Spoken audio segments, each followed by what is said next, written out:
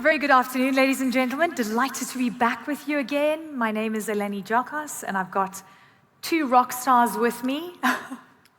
One incredible lady who's fighting AIDS, tuberculosis, and malaria from the Global Fund in Switzerland, Lady Roslyn, Morauta. Thank you very much for joining us. Great to have you with us. Round of applause for Lady Roslyn. And of course, we all know Vivek Oberoi, co-founder, Yashodhara Oberoi Foundation, focused on India. Great to have you with us, and what a time to be meeting. There's so many global events, I actually don't know where to start. I was just doing some research, and I've got a smile on my face because I'm happy I've got both of you with us, and I'm glad we're having this conversation here with people with deep pockets, and hopefully we can make some kind of impact and help. The numbers are pretty staggering, but before I get into the numbers of what people need globally and the humanitarian needs, I want to start off with the issue at hand, where we've got a new conflict on our doorstep here. Israel, Hamas, fighting right now. We're seeing the impact in Gaza. I know, Roslyn, that you have operations, you're doing some work in both Gaza and the West Bank, and I want to understand, when a conflict like this erupts, how does that impact humanitarian interventions, and what are you doing? Eleni, we work in a number of what we call challenging operating environments, and Gaza, of course, is one of those. We do have grants, the Global Fund, for HIV, TB, and malaria to Gaza through a regional Middle East response grant.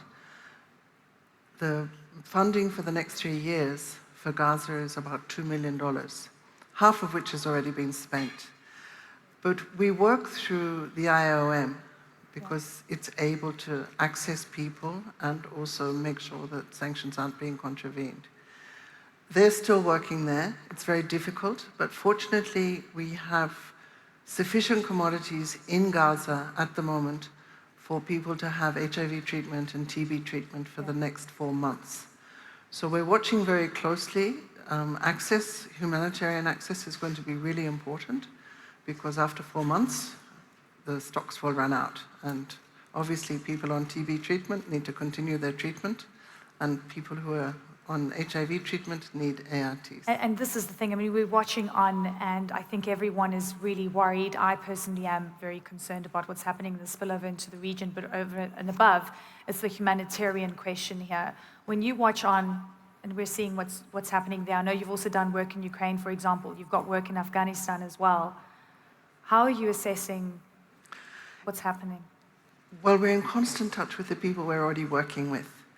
And in areas like this, I mean, we've been able to continue operations in Ukraine, but you have to change tack. Health centers that don't exist any longer, you have to deliver drugs through mobile units, through using NGOs, through using volunteers.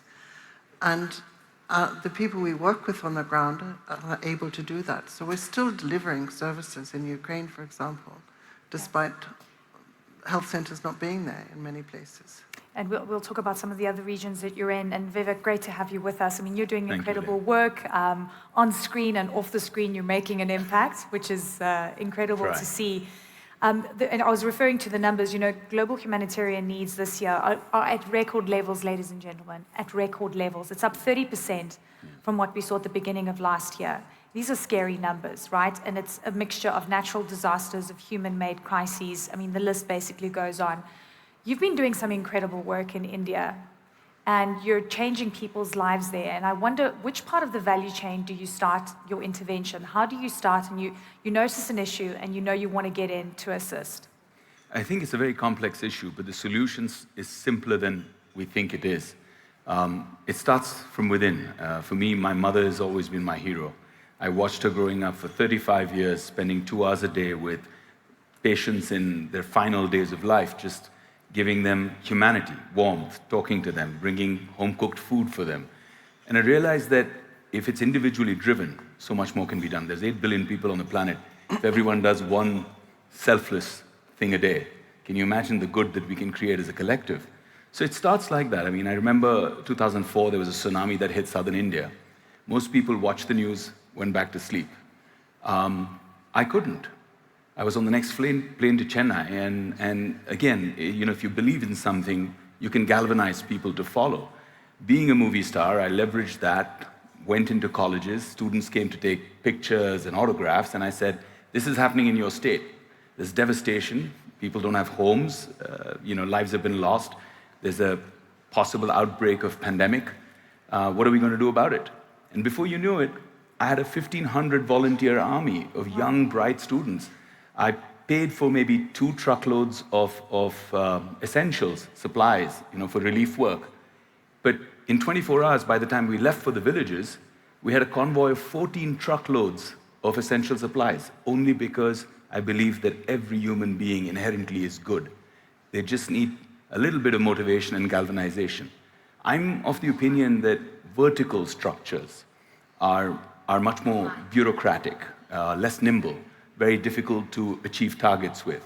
So I work with projects. So we created Project Hope for the tsunami, and it was a lateral project where we didn't raise money, but we created what is required. And whether you're a volunteer, an individual, somebody who's an HNI, a corporate entity, or a non-governmental platform doing social work, you could pitch in. And the project belonged to everybody. And that's why what the government wasn't able to do over 2 to 3 years, in those 3 villages that became model villages, we achieved in 9 months. We had 1,400 families back with homes, smart village design. Was that a difficult sort of process and formula to discover? In terms of being able to do that? Because, as you're saying, you did it in a very short space of time. Eleni, it was serendipitous, right? It started with, how do I get all these people to work together? Because everybody wanted to be there. They wanted me to kind of validate their presence on media, and I said, I'm happy to do that. But it kind of evolved. And then I realized that we've hit gold. Now we've hit a potential to create microcosms and then build stakeholdership. So even when the project was complete, rather than running it in a formal outfit, I created a trust of grandmothers, all the elderly women, because I truly believe that women are the safekeepers of humanity. They preserve by nature, they nurture and nourish. And the grandmothers were shadowed by young women like yourself who learned from their experience, but collectively did for families and for the greater good of the village. Can we please have a round of applause for our grandmothers and mothers? That's me. An ode to all the women in our lives. And thank you for reminding us of the incredible effort done by the women in our environment. Lady Roslyn, you work in some of the hardest hit areas, and your interventions are absolutely incredible.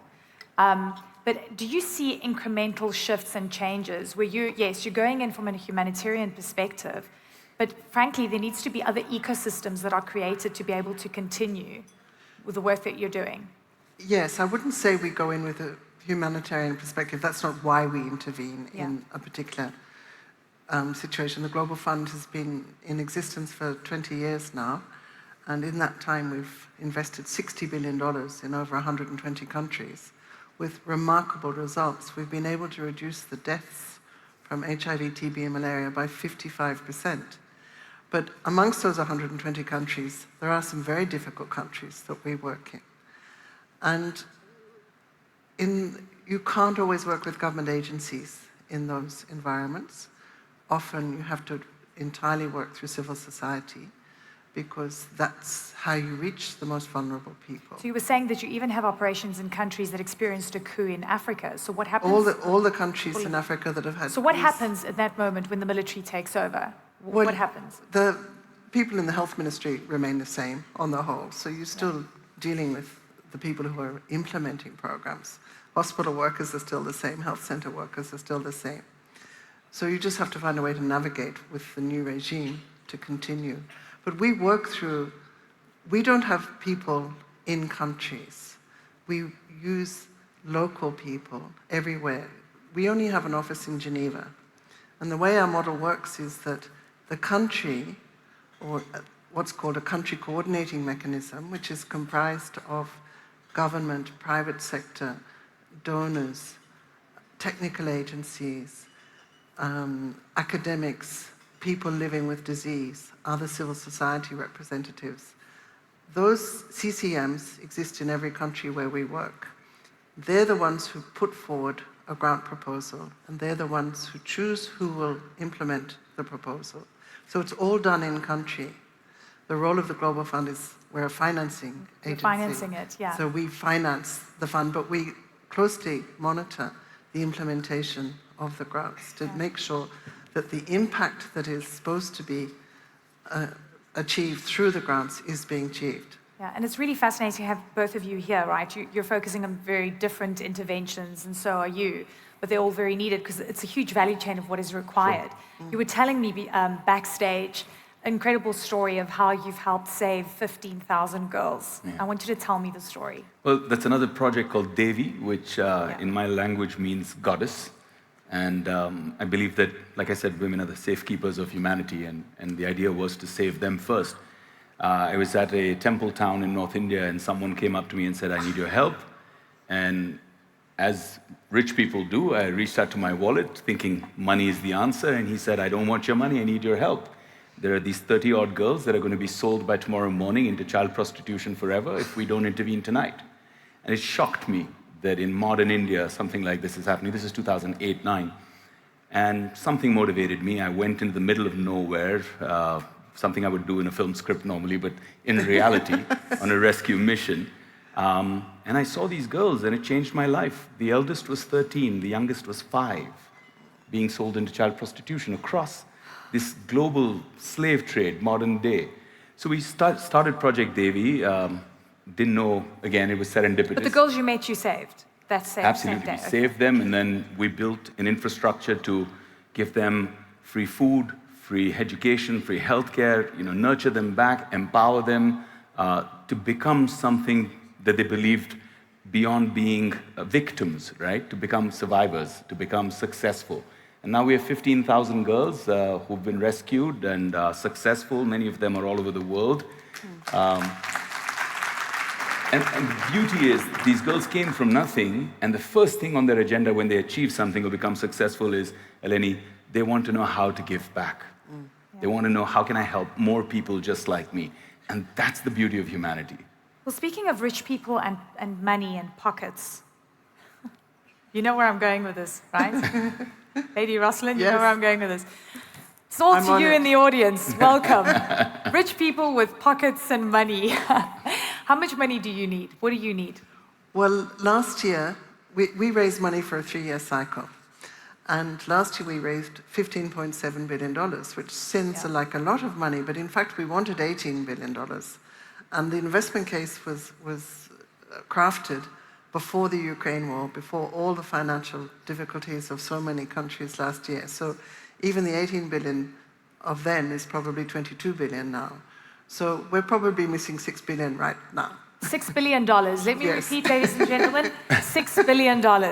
How many people in the room? We just divide it, and then you're actually trapped. Whoever's in this room is going to have to help the Global Fund. The doors are not going to open now. Yeah, the doors are now shutting. But of course, we're not looking for... Exit is with a check. We're not looking for one person with $6 billion. Yes, I know. That was the US government who gave us $6 billion, but that's the sort of gap that we're talking about. But we do have more than 10%, maybe 12% of our money now is coming from the private sector, from philanthropists, from corporations, and we would very much like to increase that amount. Yeah. So, not obviously people aren't giving billions, but yes. But I mean, it's important work that you're doing, and that's the thing, we can't diminish that. I've got a question, and I mentioned that we're sitting at record levels. What are you worried about in record levels in terms of humanitarian crises and needs this year? Are you worried more about natural disasters, which have increased, by the way, man-made crises, which have also increased? What's concerning you the most? I can't say anything particularly concerns me most, because they're all creating new challenges and problems for the world. Yeah. Just looking at it from the health lens, we're getting new problems arising from climate change all the time, climate disasters. And the floods in Pakistan last year had a huge impact. Malaria increased by 350%. Deaths from malaria increased by 10. And the same with the cyclone in Mozambique and Malawi, so many deaths, so many problems with malaria as a result of that. Conflict is causing so many health problems too. The erosion of human rights in many countries is just as much a problem as these man-made, well, that's probably a man-made problem too, if we look at it properly. But all of these things are converging on top of all the problems that we have today. Yeah. And we have to continue to deal with them. So Vivek, I mean, we've ascertained that we're sitting with very influential people, the people that have gathered here at FI, some of the best minds in the world. What message would you have for them today, hearing some of what Lady Roslyn has said, seeing the things that you're experiencing on the ground? Because, we're talking about, we're evolving when it comes to technology. We're, focusing on the fourth industrial revolution. We've made so many gains as humanity, but we're still dealing with fundamental issues of human rights, of access to food, clean water, things that are going to need money and funding. So what would your message be? Well, Eleni, I think from what I've learned over 20 years of philanthropy is there are only two kinds of people in the world: those who can help and those who need help. And it has nothing to do with money. You could be a rich person in a car accident and a poor person can save your life. Yeah. Every day you find yourself in the category of those who can help. It's a blessing and it's a responsibility. I am here in Saudi for the first time. I've never been here before. And I only saw Saudi as the oil and gas energy capital of the world, but I see a totally different energy at FII. I'm so amazed with what I see in Saudi. It's a galvanization of humanity looking for the future, and I think so many good outcomes will come from FII. So I'm really glad to be here, and I believe that karmic investments is going to be the future, because there is an asking fatigue, there's a giving fatigue among people. But the minute you have a self-sustaining cycle of karmic investments, we're working on a tech company in the agro space that has already impacted in the last 2 years 3.5 million farmers, 1.8 million women farmers, enhancing their incomes by 32%.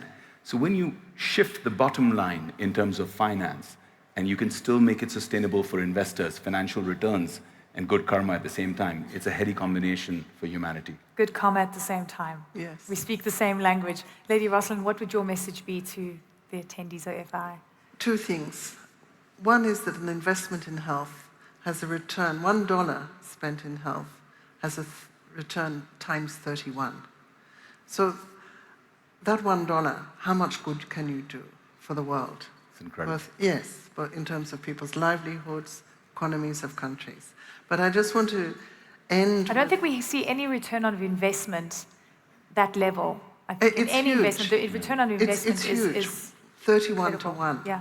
And maybe it's a fault of people in the health world that we don't speak return on investment as much as we should, because there are enormous economic and social gains to be had from health investment. But I just want to put a final plug for the Global Fund and end with a quote from Bill Gates, who recently said, "The Global Fund will go down in history as one of humanity's biggest achievements. It's also one of the kindest things people have ever done for each other." So I'm very proud to work for the Global Fund. We're very proud to have you with us, both you and Vivek. Thank you. Honored. Please, ladies and gentlemen, round of applause.